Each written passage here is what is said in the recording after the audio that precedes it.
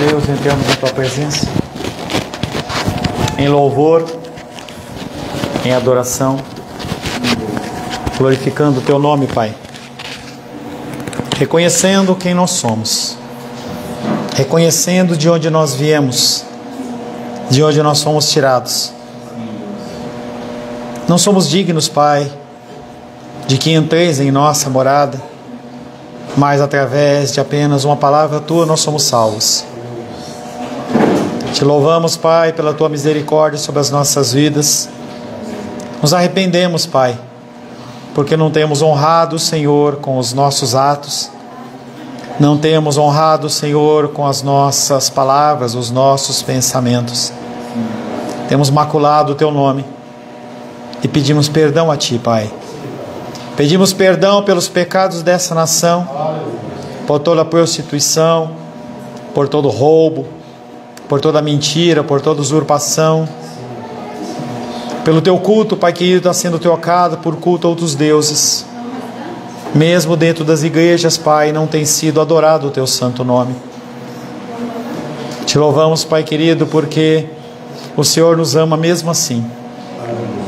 Através do sacrifício do Teu Filho amado Jesus Cristo, nós somos aceitos na Tua Assembleia, a Assembleia dos Santos, sem merecimento, sem esforço, sem decisão.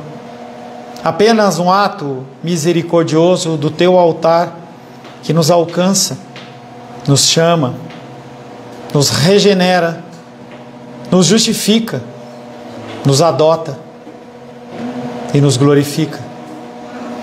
Colocamos a nossa vida nas Tuas mãos, Pai, pedindo que o Teu Espírito Santo fale conosco esta noite. Precisamos ouvir a Tua voz, Pai. Estamos cansados de discursos humanos. Que o Teu Espírito Santo nos capacite a entender, a ouvir e a praticar a Tua palavra, em nome de Jesus. Paz seja convosco, amém? Amém. Louvamos a Deus por mais essa rica oportunidade de estarmos na Sua casa, louvando, adorando e bendizendo o santo nome do Senhor. Em nosso último encontro estivemos meditando sobre o tema: a lei foi abolida? Será que Deus ele se enganou ou se arrependeu ao criar uma lei que seria abolida após ser criada? Para respondermos sim a essa pergunta, nós deveríamos pensar em Deus como um Deus diferente do que Ele é.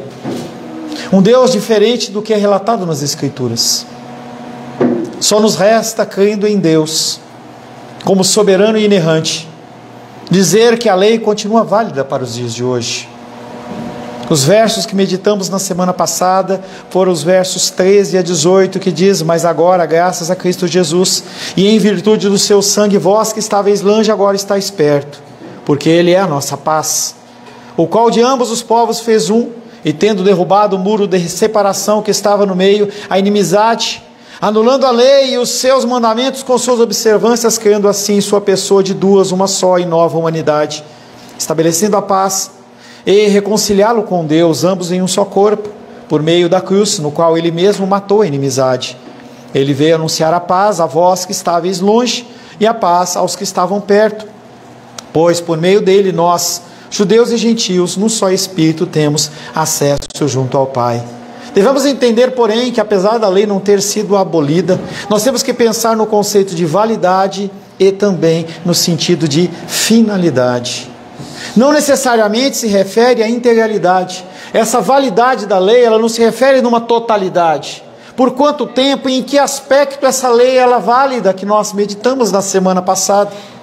As leis cerimoniais, elas não são mais observadas. A necessidade de ter uma cadeirinha aqui, não era esse o objetivo, eu só quis fazer uma ilustração para que eu sente como se eu fosse mais santo que você. Isso é uma mentira. Porque as pessoas que sentam no altar são mais pecadoras do que as que ouvem. Então, as leis cerimoniais, elas caíram por terra. Mas nós temos ainda os princípios morais. E os princípios morais, eles continuam sendo válidos. E são exigidos na nossa vida como testemunho, e os 10 mandamentos são a maior prova disso. Porém, nem as leis cerimoniais, nem as leis morais, nenhuma delas, quando cumpridas, elas nos tornam dignos da salvação em Cristo Jesus. Elas são reflexo da minha salvação ou da sua salvação.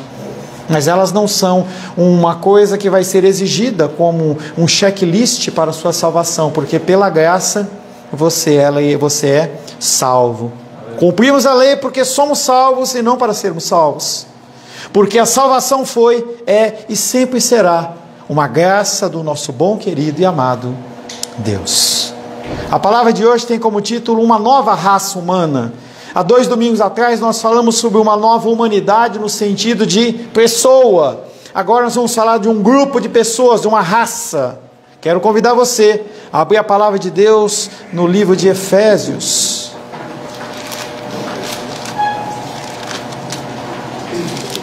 Efésios capítulo 2.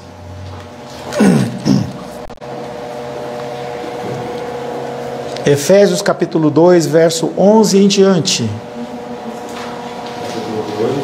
Efésios capítulo 2, versos 11 em diante. Assim diz a palavra de Deus. Portanto, lembrai-vos de que outrora vós, gentios na carne, chamados incircuncisão por aqueles que se intitulam circuncisos, na carne por mãos humanas, naquele tempo estáveis sem Cristo. Naquele tempo estáveis sem Cristo, separados da comunidade de Israel e estranhos às alianças da promessa, não tendo esperança e sem Deus no mundo. Mas agora em Cristo Jesus, vós, que antes estáveis longe, fostes aproximados pelo sangue de Cristo, porque Ele é a nossa paz, o qual de ambos fez um, e tendo derrubado a parede da separação que estava no meio, a inimizade, aboliam na sua carne a lei dos mandamentos na forma de ordenanças, para que dos dois criasse em si mesmo um novo homem, fazendo a paz, e reconciliasse ambos em um só corpo com Deus, por intermédio da cruz, destruindo por ela a inimizade, e vindo, evangelizou paz a vós outros que estáveis longe, e paz também os que estavam perto, porque por ele ambos temos acesso ao Pai em um Espírito. Assim já não sois estrangeiros e peregrinos, mas concidadãos dos santos, e sois da família de Deus, edificados sobre o fundamento dos apóstolos e profetas, sendo Ele mesmo Cristo Jesus a pedra angular, no qual todo edifício bem ajustado cresce, para santuário dedicado ao Senhor, no qual também vós juntamente estáis sendo edificados para a habitação de Deus no Espírito. Palavra do Senhor, amém? Amém. Senhor, te louvamos, te adoramos e bendizemos. Queremos, Pai, agradecer a Ti pela manifestação do Teu amor nas nossas vidas. Quero pedir que o Teu Espírito Santo seja sobre nós, que o Espírito de entendimento seja sobre nós, que nós possamos, Pai, receber um recado santo do Teu altar de graça. Peço, Pai querido, que o Senhor me capacite a não envergonhar o Teu Evangelho, a não trazer uma palavra segundo o meu coração, mas que eu possa, Pai, refletir aquilo que o Senhor tem como um ensinamento. Que o Teu nome seja glorificado através da edificação do corpo de Cristo nessa noite, em nome de Jesus. Amém. Podem se assentar em nome de Jesus. Uma nova raça humana. Quando nós olhamos a condição da ciência, cada vez mais as pessoas elas estão procurando a longevidade. Você pode até não saber ou achar que isso é apenas uma coisa de filme, mas cada vez mais as pessoas elas estão mexendo geneticamente com os bebês, com as crianças, procurando cada vez mais criar dentro de um padrão de perfeição, que era algo relatado em filmes da década de 80, quando eu assistia. Eu lembro que uma vez eu vi um filme lá em que aquelas pessoas que elas eram geradas através do sexo, elas eram pessoas que eram fracas e elas eram operárias e elas não tinham direito a nada. Mas aquelas pessoas que eram criadas in vitro, dentro de características, mexendo no genoma, mexendo isso, aquilo lá, para que nascer com olho azul, com uma estatura tal, um peso tal, aqueles eram os especiais. Nós vamos viver isso. Isso está cada vez mais se desenhando. Mas a nova raça que Jesus Cristo está falando aqui, ela não é por causa de genoma, não é por causa de você mexer na constituição da geração da criança, não, ela está falando de pessoas falhas e imperfeitas como eu e você, sendo transformados numa nova geração que vira uma nova raça. E aí você vai andar no meio de pessoas que são seres humanos, mas não são seres humanos como você. Isso não é motivo para que a gente ache que a gente é melhor ou por qualquer coisa disso. Isso é sempre um discurso quando eu estou na aula de teologia, na faculdade, alguma coisa assim, que as pessoas elas não podem achar que elas são melhores. Todos vocês tiveram todo um trânsito, como eu tive, para uma migração de uma teologia mais avivada para uma teologia mais ortodoxa. Mas isso não te capacita a você escarnecer, nem falar nada do que você viveu, porque aquilo forma quem você é. Nós somos uma nova raça, uma raça humana formada a partir de Cristo. É difícil deixar de perceber a maneira como Paulo avança do negativo para o positivo. Ele fala da abolição do algo velho, aquela tendência separadora da lei, em que se você é, você está certo, se não você não é, não está certo. E a gente vê isso muito claro em algumas igrejas. Algumas igrejas que se você estiver na mesma denominação, igrejas tradicionais, e você não foi batizado naquela igreja, você não é cristão. Você não pode tomar Santa Ceia, você tem que ser batizado novamente. Eu não reconheço o batismo aqui ou lá, eu não reconheço o sacerdócio de um irmão meu que é sacerdote na mesma denominação que eu, só porque mudou de bairro. Há uma quebra dessa condição, não tem mais essa condição de você pensar em algo velho valendo, mas nós temos que pensar na criação de algo novo, uma nova humanidade sem divisões. No céu não vai ter divisões. Não vai ter um canto dos batistas, dos assembleanos, da pentecostais ou neopentecostais. Não vai ter. Pessoas com o coração voltado ao Senhor, buscando adorar um Deus verdadeiro, eles vão estar juntos. Não sei quem me perguntou, não sei se foi aqui dentro da igreja. Pastor, será que tem pessoas da igreja católica romana que vão ser salvas? Com certeza. Da mesma maneira que dentro das igrejas evangélicas, muitas pessoas vão para o inferno. Mas foi batizado, ouviu a palavra, toma Santa Ceia, vai para o inferno. No meio dos umbandistas vai ter pessoas salvas, no meio dos satanistas vai ter pessoas salvas, porque você tem que entender que não é pela sua ação. É claro que essas pessoas em algum momento vão confessar Cristo como Senhor e Salvador, mas a ação é dele, é a condição de uma nova humanidade sem divisões. Nos dois sentidos já considerados, a lei fazia uma profunda divisão na humanidade. Hoje a gente vê, há um tempo atrás, pessoas que são da esquerda, é um povo. Pessoas que são da direita, são outro povo. Você vota no Bolsonaro, você é de Deus. Se você não vota, você vai para o inferno. Se você é uma pessoa que é partidária do Lula, você vai para o inferno. Se você não é... Gente, não tem isso. Não tem isso. Claro que cada um vai dar conta ao Senhor daquelas decisões que foram tomadas, mas não pode ter esse tipo de divisão. Igrejas divididas com princípios políticos. Igrejas que em vez de perder tempo orando, estão discutindo política. A pessoa ela não tem tempo para orar, não tem tempo para se dedicar em manter um relacionamento com o Senhor, mas discutir coisas bobas e vãs, a pessoa tem tempo. Os judeus e os gentios estavam alienados uns dos outros e havia inimizade entre eles. Uma vez que a lei separadora foi deixada de lado, nada havia para manter as duas separadas. Pelo contrário, Cristo as trouxe juntas mediante um ato soberano. Nós somos um só povo. Não há diferença entre os judeus e os cristãos. Aleluia. É um só povo. Não há diferença entre os pentecostais e os não pentecostais. É um só povo. Mas aonde está o seu coração é onde importa, é o que importa. Aonde o seu coração está firmado? Ele está firmado em ideologias, em doutrinas não bíblicas ou na palavra de Deus? Mas como que você vai saber se você não lê? Se o cristianismo seu ele é alicerçado no tempo que você está aqui dentro da igreja, de manhã para aqueles que vêm das 9h30 às 11h30 e à noite das 19 até as 21. Será que isso é suficiente para moldar o seu cristianismo?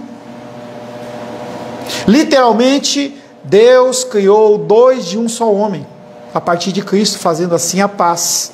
O novo homem aqui, como homem plenamente desenvolvido, é a comunidade cristã vista em conjunto, um grupo de pessoas. Nós somos um só corpo. Não existe o corpo desta igreja, ou o corpo daquela igreja, não existe o corpo, não, nós somos um só corpo. Quando nós levantamos a nossa adoração, quando nós falamos que nós aguardamos a vinda do Messias, e lá na outra igreja também está falando, nós estamos falando a mesma linguagem, a mesma coisa. Há 2 domingos atrás nós falamos sobre a condição de um novo homem, e agora nós falamos sobre a condição de uma nova raça. Nós temos que cada vez mais nos unir. Primeiramente no seio familiar. Ele fala que nós temos que ser testemunhas primeiramente em Jerusalém. Nós temos sido testemunha nas nossas casas. Nós temos refletido Cristo. Aos maridos, as esposas e os filhos têm visto vocês orando e lendo? Têm visto vocês de joelhos? Tem visto você acordar de madrugada para você orar? Será que alguém tem visto este exemplo em vocês? E aí a gente fica querendo que toda a sociedade muda, se a gente não consegue mudar nem a nossa vida, nem a nossa casa. É muito fácil a gente pôr a culpa em A, B, C ou D, mas e a nossa responsabilidade? E a nossa busca diária ao Senhor? Embora a nova humanidade fosse criada potencialmente quando Cristo aboliu na cruz a lei divisória, na realidade ela passa a existir e a se desenvolver somente pela união pessoal com Ele mesmo. Se você não se unir a Cristo, você está perdido. Não basta você ouvir a palavra. Você vai ser um cara que vai estar no inferno, cheio da palavra. Nós falamos hoje pela manhã, a palavra tem 2 finalidades. Ou é salvação, ou é condenação. Não é pelo muito falar, não é por força, nem por violência, mas pela ação do Espírito. Por isso que nós precisamos orar. A nossa guerra não é contra carne e sangue, é contra os espíritos malignos, é contra as potestades, com os espíritos dominadores, mas também contra a nossa carne, porque a nossa carne quer descansar, a nossa carne quer chegar atrasada, a nossa carne quer fazer tantas coisas, e a gente dá vazão e ouve ela. E aí a nossa vida ela vai se distanciando de Deus, e nós não estabelecemos um relacionamento com o Senhor.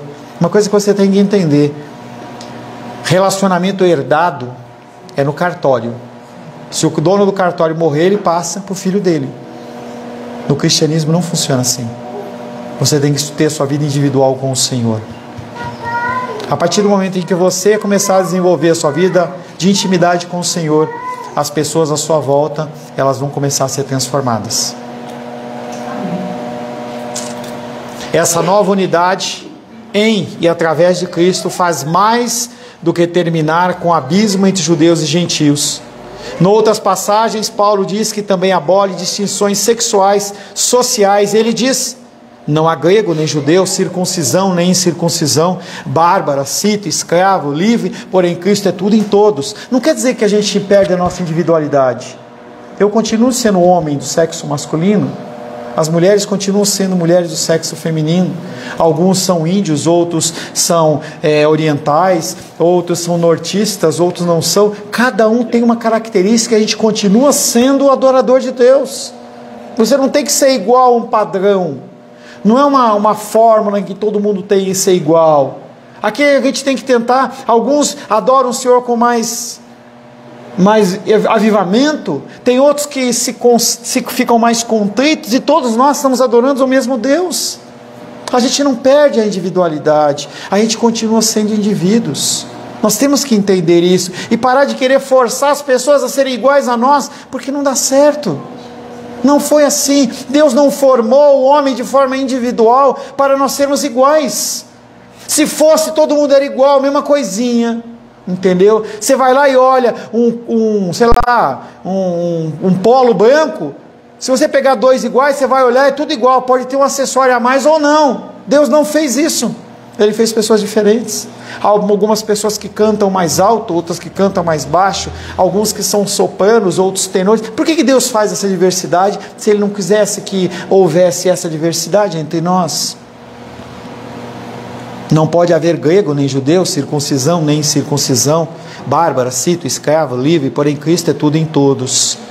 A desigualdade diante de Deus, porém, é abolida. Há uma nova unidade em Cristo. Todos nós somos iguais perante o Senhor. Tem um princípio legal que diz que todos são iguais diante da lei. Você acha que esse princípio veio do homem? Esse princípio vem das Escrituras. Grande parte da Constituição Penal, ela parte das Escrituras. Porque o Senhor, Ele não faz acepção de pessoas. Para Ele todos são iguais. Ninguém é maior ou menor. Eu sempre dou ilustração para você daquela condição de alguém em cima do avião ou um prédio muito alto em que você olha para baixo. Não dá para ver se eu tenho 1,83 e a Helena tem 1,30. Não dá para ver a diferença, para ele é igual. Mas houve reconciliação de judeus e gentios com Deus.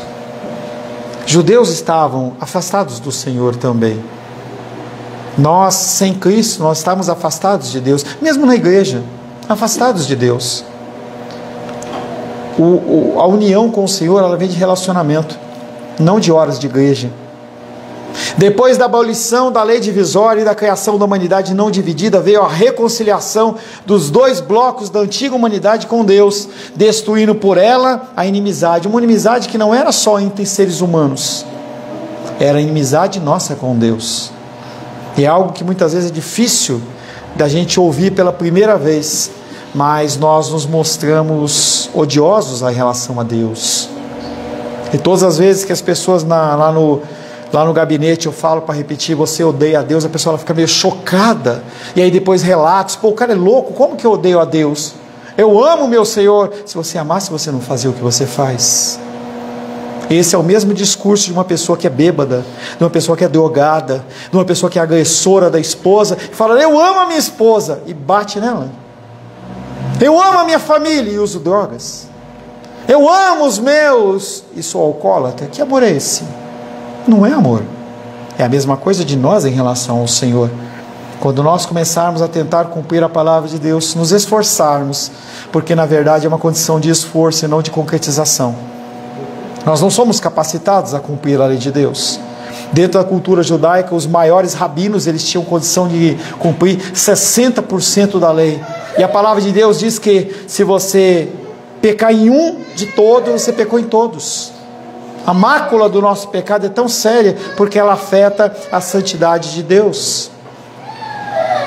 Aqui, a inimizade é claramente entre Deus e os homens, assim como no versículo 14 era principalmente judeus e gentios. Efésios ele vem trabalhando essa condição de que primeiramente mostra essa diferença entre judeus e gentios.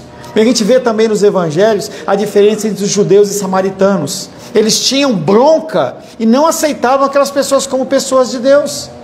Então havia sim aquilo e foi quebrado na cruz.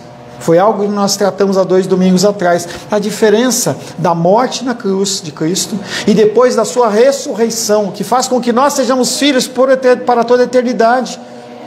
Aquilo que era uma mácula nossa com Deus é quebrada. Aquilo que nos separava do Senhor é eliminado, independente de quem quer que seja. Nós nos deixamos de ser hostis a Deus. Essa hostilidade entre homens, ela é natural, é normal, não é correta, mas é normal. E nós temos que entender que a ira de nós para Deus e de Deus por nós, ela é uma coisa também real, que só é satisfeita através do sangue do Cordeiro. É por isso que você precisa se converter dia após dia. O processo de conversão dia após dia tem um novo nome, que é santificação progressiva. Através da leitura das Escrituras você identifica naquilo que está errado, não necessariamente com um terceiro te avisando, mas a própria palavra, se você ela vai falar contigo, vai mostrar que você está errado no seu agir, no seu falar, no seu proceder. Não precisa você necessariamente vir à igreja, porque a partir do momento que foi rasgado o véu, você pode ouvir a voz de Deus. Eu sou apenas um facilitador. O meu lar não é melhor do que o de vocês, não é mais santo do que vocês. Temos problemas e pecados do mesmo jeito que vocês, em pensamentos, em atos, em omissões. Não se trata de ter sido somente uma rebeldia a nossa atitude para com Deus. Trata-se também da sua ira ter estado sobre nós por causa do nosso pecado. Nós éramos filhos da ira. Na igreja, filhos da ira. Quando eu vejo o texto de Ezequiel, em que Deus olhava e falava assim: eu odeio essas festas de luas novas que vocês fazem. Vocês me adoram com os lábios, mas o meu coração, o coração de vocês está longe de mim. Eu tenho vontade de vomitar esse culto que vocês fazem. Somente por intermédio da cruz é que as duas inimizades terminaram. Porque quando Cristo carregou o nosso pecado e o nosso julgamento na cruz, Deus deixou a sua ira. E nós, vendo o seu grande amor, cessamos a nossa rebeldia, porque Cristo literalmente matou a inimizade que havia entre irmãos e irmãos, entre homens e Deus. Eu achei interessante essa frase de um autor que ele fala que Cristo na sua morte, na sua morte foi morto, mas o morto ele também matou. Matou o quê? A inimizade. Ele estabeleceu um relacionamento meu com Deus, em que você pode se ajoelhar em qualquer momento, em qualquer lugar. Se você estiver andando lá no centro de Taguatinga e você decidir se ajoelhar e fazer uma adoração ao Senhor, ninguém vai te impedir, por enquanto. Por enquanto. Por enquanto. Não sei se é fake news ou não. Estava vendo uma postagem lá, um vídeo, falando sobre a dificuldade em algumas cidades do interior de São Paulo, em que há alguns decretos em que dentro das escolas públicas já se é proibido falar Deus te abençoe. Porque o nosso estado é laico, então não pode ter um Deus te abençoe. Eu não posso mais orar o Pai Nosso. E cada vez mais nós vamos viver essa realidade, uma realidade de afastamento da sociedade de Deus. Se você acha que os anos que vêm vão ser melhores, eles não vão ser melhores. É tempo de você se preparar. Você está na igreja hoje para você se preparar para a luta do porvir. Cessando a nossa rebeldia e também a ira de Deus por ela ocasionada, o resultado é uma reconciliação. Nós somos reconciliados com Deus. No Antigo Testamento havia necessidade da morte das ovelhinhas e outros animais para haver a reconciliação com o Senhor, através do sacrifício único de Deus, através de Cristo. Hebreus diz que o único sacrifício ele foi cumprido. Deus não espera de você sacrifícios, Ele espera de você obediência. Se vir para a igreja para você é um sacrifício, alguma coisa está errada. Se ler a Bíblia para você é um sacrifício, alguma coisa está errada. Você tem que parar para analisar aonde você quer passar a eternidade. Você vai querer passar a eternidade ao lado do Senhor, para que se aqui na terra você tem indisposição de ler as Escrituras? Vai para o carnaval, vai para a Macarena, vai para a festa do peão de boiadeiro, vai fazer o que você quiser, porque você não vai entrar no céu. Lá é o lugar de verdadeiros adoradores.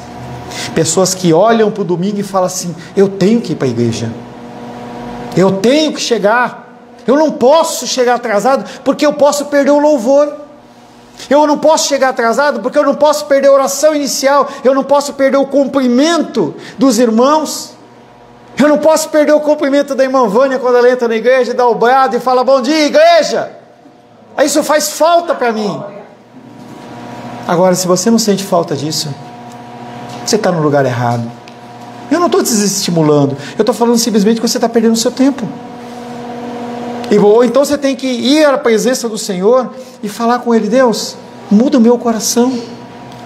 Canta internamente o hino que o Wallace cantou: renova-me, Senhor. Eu perdi a satisfação de estar na tua casa, de orar e de buscar o Senhor. Está tão difícil de juntar as pessoas na quarta-feira para oração. Imagina se fosse aqui. Internet, WhatsApp, e as pessoas não oram. Eu estou ocupado, estou trabalhando, estou no mercado, estou na padaria, estou viajando, estou fazendo isso, estou fazendo aquilo outro, é esse motivo, aquele motivo. Para que você está na casa do Senhor se você não tem prazer de falar com Ele? Essa realização da cruz de Cristo primeiramente aboliu a lei, seus regulamentos cerimoniais, a sua condenação moral como instrumento de divisão entre os homens e Deus, entre judeus e gentios. A morte de Cristo e a ressurreição, Ele elimina a necessidade da lei. Ele cria uma e só nova humanidade. Você é feita nova criatura. Aquele que era antigo foi morto. Há uma nova criatura cheia de falhas e defeitos que ressurge e começa todo um trabalhar de crescimento e transformação. E aí, em terceiro lugar, Deus ele reconcilia não apenas uma pessoa, não apenas uma igreja, mas uma humanidade unida, tendo matado por intermédio da cruz toda inimizade entre nós. Eu já contei essa história para vocês, mas eu acho pertinente. Quando nós viemos para São Paulo, e eu vim de uma igreja extremamente avivada, E aí, quando eu estava lá na igreja, a senhora do pastor falecido, fundador da igreja, uma senhorinha de 90 anos, ela chegou para mim e falou assim: pastor Paulo, você me desculpa? Eu falei: o que, minha irmã? Eu não entendo. Nós temos tantos homens de Deus aqui em Brasília, tantos homens de Deus aqui, e por que eles têm que buscar uma pessoa de outra denominação? E eu olhei para ela e falei assim: minha querida, a senhora ama, a senhora acredita em Deus como seu Criador? Ela falou: ah, sim. Jesus como seu Salvador? Sim. Você entende o Espírito Santo como seu Consolador? Sim. Eu falei: então não tem diferença nenhuma, não tem dificuldade nenhuma. Ela olhou para mim, arregalou o olho e falou assim: é mesmo, né irmão? E depois de alguns anos ela morreu, ela estava com 95 anos, estava bem velhinha, mas fica essa lembrança dessa condição de que não somos iguais perante o Senhor. Não se quer dizer com isso que a totalidade da raça humana esteja agora unida e reconciliada, e nós sabemos que não está. Mesmo na nossa família, muitas vezes nós encontramos dificuldades. Nós encontramos pessoas que confessam o cristianismo e não vivem. Paulo não está falando que existe uma raça humana total em prol de um ideal só. Não existe isso e nunca vai existir. Há mais uma etapa na obra de Cristo que ele passa a mencionar. É que Cristo vindo, ele evangelizou paz. Você tem que ser um agente de paz. Onde você entrar, tem que haver paz. Se tem conflito, você tem que ser aquele que leva a reconciliação, a paz. E muitas vezes as pessoas, elas são fonte o quê? De conflito. A pessoa não quer se relacionar com o cristão porque ele é muito chato. Gosta de criar confusão, brigão. Eu sou um crente pavio curto. Não existe essa definição no fruto do Espírito, desculpa. Claro que nós temos os nossos problemas, as nossas dificuldades, mas Cristo, ele veio para evangelizar a paz. Já fomos informados que ele é a nossa paz e que ele criou a nova humanidade fazendo a paz entre as pessoas. Ele evangelizou paz, publicando as boas novas da paz que fizeram na cruz. A morte na cruz não é algo que traz conflito, traz paz. Primeiro ele realizou e depois ele anunciou, porque senão seria muito fácil ele falar de algo que ele não tinha feito. Primeiro ele faz, depois ele fala: sede meus imitadores. Claro que é Paulo que falou isso, mas sede meus imitadores. Jesus Cristo, ele quer não que você seja meu imitador, seja imitador de Cristo, levando o que é a paz. Visto que a realização estava na cruz e como logicamente a proclamação deve vir após a realização, essa pregação ela não se refere ao ministério público. Não foi durante o tempo que ele andou na terra. Está falando da morte e a ressurreição dele. A primeira coisa que Jesus Cristo fala quando vê os discípulos é: a paz seja convosco. É a paz. É a sua proclamação do Evangelho da paz para o mundo através dos apóstolos e através de gerações subsequentes dos cristãos. Quando você entra num lugar, você tem que falar o quê? A paz seja nesse lugar. Você pode falar bom dia, boa tarde, boa noite, não é para entrar nessa linha radical, tem uns que não. Eu tenho que falar graça e paz, shalom, paz, entendeu? E você pode falar qualquer uma dessas coisas. Você pode chamar de Jesus, de Yeshua, entendeu? Não faz diferença nenhuma você chamar ele de Jesus ou Yeshua. Você não vai mais para o céu, você não é mais espiritual, o louvor ele não chega mais ao trono de Deus, não é a mesma coisa, entendeu? Ele entende português como hebraico, como grego, alemão, japonês, não faz diferença nenhuma. Hoje Jesus Cristo está pregando a paz no mundo, através de quem? Dos que são seguidores dele. Menísia veio falar aqui, semana que vem nós vamos fazer evangelismo. Na verdade a Menísia deveria ter falado assim: nós vamos levar para as pessoas um pouco de paz, porque as pessoas elas estão atribuladas, mas com certeza você tem alguma ocupação mais importante a fazer do que levar paz às pessoas. Então você fica em casa, a bênção fica só com a Menísia e com o Nicolas. É verdadeiramente um fato maravilhoso que sempre que proclamamos a paz, é Cristo quem a proclama através de nós. Você não tem paz no seu coração. Quando você fala a paz seja convosco, você está falando: a paz do meu Deus que está em mim é com você.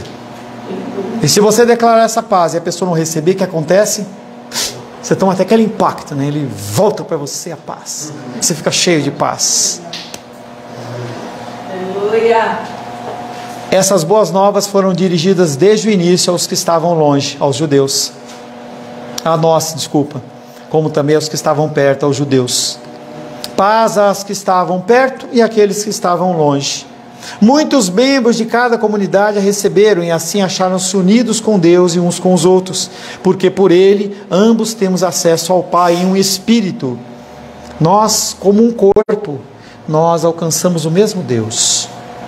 Mas você pode orar no seu quarto, você pode orar no seu banheiro, você pode orar no seu trabalho e você continua em comunhão com o teu corpo. Agora, se você não ora, se você não lê, não há comunhão nenhuma. Mas eu faço parte da Igreja Cristã Semente de Vida. E daí? Não dá nada. Tanto que eu não faço nem questão de criar carteirinha, você andar com uma carteirinha. Para que isso? Eu sou membro do corpo de Cristo. Eu não sou membro desta igreja. Nós estamos nessa igreja, mas nós somos da igreja do Senhor. E Ele está voltando. Ele está voltando e Ele vai buscar a igreja dele. Se você acha que a sua igreja é a Igreja Cristã Semente de Vida, eu deixo a chave com você. Porque eu vou subir e você fica com a chave. Você toca o barco aqui, entendeu? Se alguém quiser, pode pegar. Hoje o Rafael quis ficar com a minha chave, entendeu? Não sei se ele vai querer ficar ou não, entendeu? Mas se quiser ficar, você fica com a chave, entendeu? Quiser ficar, tá amarrado. Tá amarrado. Queimado eu não sei. Aí é você que está falando, né? Embora a reconciliação seja um evento, o acesso é um relacionamento contínuo ao qual ele leva. Justificados, pois, mediante a fé, temos paz com Deus, por meio do nosso Senhor Jesus Cristo, por intermédio de quem obtivemos sucesso. O teu coração ele tem que ser abundante de paz.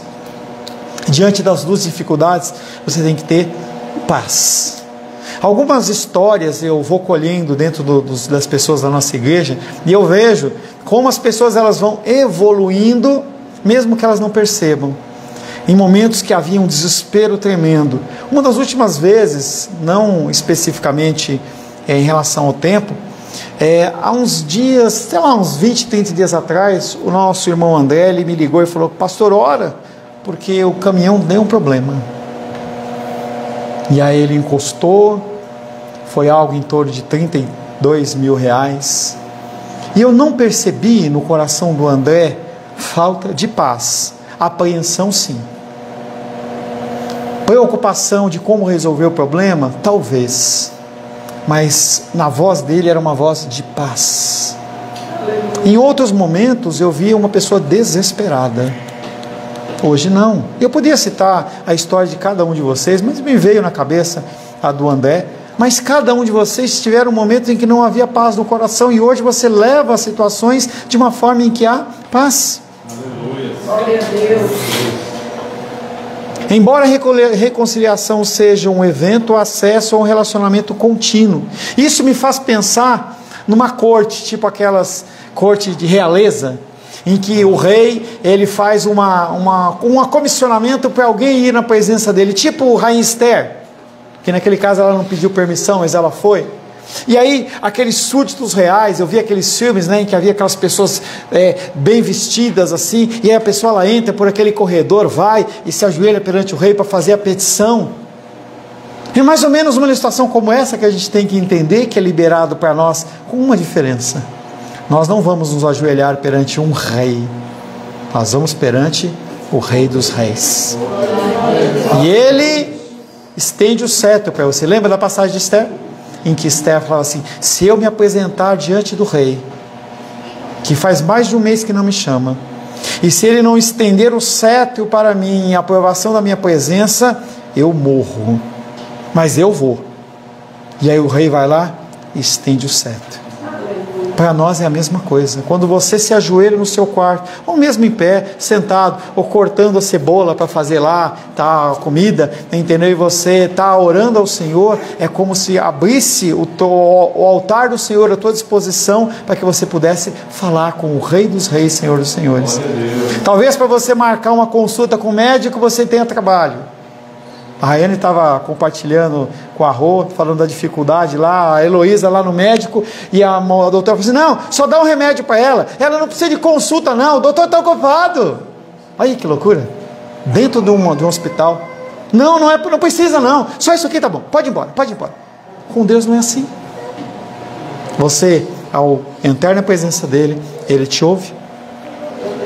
O teor da palavra permanece, mas a ênfase é alterada, porque o nosso acesso não é a um rei, mas ao Rei dos Reis, diante de quem temos ousadia e acesso. E ao desfrutar desse livre acesso a Deus, descobrimos que não temos qualquer dificuldade prática com o mistério da Trindade.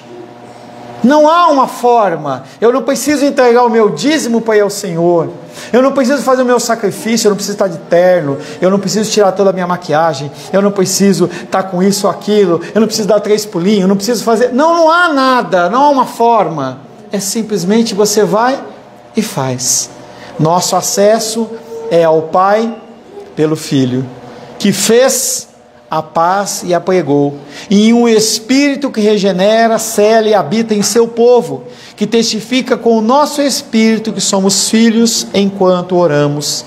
Deus deve habitar no seu coração. Por que eu digo deve? Porque nem todos são filhos, nem todos vão ser aceitos. Alguns vão estar diante de Deus e Ele vai falar: nunca vos conheci. Mas pastor, como assim? Jesus, como assim? Eu ia na igreja, nunca te conheci. Eu cantava no louvor, eu pegava, nunca te conheci. Relacionamento. Nosso acesso é ao Pai pelo Filho e através do Espírito Santo, que nos socorre em nossa fraqueza, que nos ensina a orar, que nos une enquanto oramos. Somos, pois, ambos, judeus e gentios, membros da nova sociedade de Deus, e agora abordamos nosso Pai de uma única forma, com uma única voz. Assim, a realização mais alta e plena de Cristo é trazer a paz. É trazer para mim e para você um acesso a Deus. Enquanto por Ele e em um Espírito chegamos com confiança, não há preocupação de que Ele não vai te ouvir. Não há possibilidade de Ele não estender os ouvidos para você. Não há possibilidade de Ele te abandonar. Mesmo que teu pai e a tua mãe te abandonarem, Ele não te abandona. Ele promete que não faltará na tua mesa o alimento, o vestuário. O resto a gente corre atrás. O resto Ele nos dá forças, Ele nos dá capacitação. Se há algo de errado na sua vida, o problema não é Deus. Talvez seja a falta de Deus. Talvez você esteja ouvindo demais o seu coração. Talvez você tenha ouvido demais a voz do mundo e deixado de ouvir a voz de Deus. Quem se afastou foi você. Mas através do sacrifício de Cristo, hoje você pode voltar ao encontro do Senhor. Sem sacrifício, sem mistério, sem práticas religiosas nem ordenanças, apenas o arrependimento. Feche seus olhos. Senhor Deus, te louvamos, porque o Senhor nos resgata. Se não for o Senhor que esteve ao nosso lado, o inimigo em sua ira nos teria consumido. Mas o Senhor nos resgatou, Pai. O Senhor fez, Pai, de 2-1. O Senhor, Pai querido, nos alcança. O Senhor primeiramente nos faz um novo ser humano. Um ser humano que muitas vezes, o velho homem muitas vezes quer renascer. E a luta entre a carne e o espírito de Gálatas capítulo 5 é algo constante nas nossas vidas. Uma luta, Pai, que foi deflagrada no momento em que nós dissemos sim ao Senhor e que vai se findar apenas diante da nossa morte. Uma morte que não é definitiva. Uma morte que é temporal. Ou então com a volta do Senhor. Cada vez mais nós cremos, Pai querido, que o Senhor está voltando. Que nós possamos, Pai, dedicar a nossa vida ao Senhor. Que nós possamos entender, sim, que há necessidade de nós trabalharmos, de nós estudarmos, de buscarmos, Pai, que sermos pessoas dignas na sociedade, mas temos que ser muito mais que isso. Se nós não excedermos, Pai, a justiça dos fariseus, nós não seremos aceitos, Pai. Não conseguimos, Pai, fazer isso pelas nossas próprias forças, mas cremos que o Espírito Santo que habita dentro do nosso coração Ele é capaz de nos convencer do pecado, da justiça e do juízo, nos consolar em meio às tristezas. Ele é aquele que nos cela por toda a eternidade. E Ele vai cumprir o trabalho que foi iniciado lá atrás. E nós temos que ter a confiança que o Senhor é fiel e justo para guardar o nosso depósito até aquele dia. Confiamos em Ti e declaramos, Pai, que Tu és o nosso único Deus e o nosso Senhor. Oramos em nome de Jesus. Graças ao nosso bom, querido e amado Deus.